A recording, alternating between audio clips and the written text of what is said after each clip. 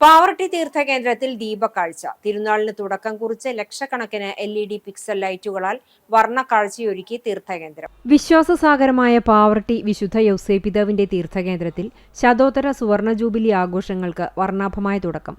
ലക്ഷക്കണക്കിന് LED pixel ലൈറ്റുകൾ കൊണ്ട് പള്ളിയും പരിസരവും അലങ്കരിച്ച ദീപാലങ്കാരത്തിന്റെ സ്വിച്ച് ഓൺ നടന്നു. പാവറട്ടി സെന്റ് തോമസ് ആശ്രമം prior father Joseph Alappatt switch on കർമ്മം നിർവഹിച്ചു. തീർത്ഥാടന കേന്ദ്രത്തിന്റെ ചരിത്രത്തിലെ നാഴികക്കല്ലായ ഈ ജൂബിലി വർഷത്തിൽ തിരുനാൾ ആഘോഷങ്ങളുടെ ഏറ്റവും പ്രധാന ആകർഷണങ്ങളിലൊന്നാണ് ഈ ദീപാലങ്കാരം. തിരുകർമ്മങ്ങൾക്കു ശേഷം സ്വിച്ച് ഓൺ ചെയ്തതോടെ ആയിരക്കണക്കിന് തീർത്ഥാടകരെ സാക്ഷിയാക്കി പള്ളി അങ്കണത്തിൽ പിക്സൽ ലൈറ്റുകളുടെ ഒരു മായിക പ്രപഞ്ചം തെളിയുകയായിരുന്നു. CJ ലൈറ്റ് ആൻഡ് സൗണ്ട്സ് ആണ് ഈ അത്യാധുനിക ദീപാലങ്കാരം ഒരുക്കിയതിനു പിന്നിൽ പ്രവർത്തിച്ചത്.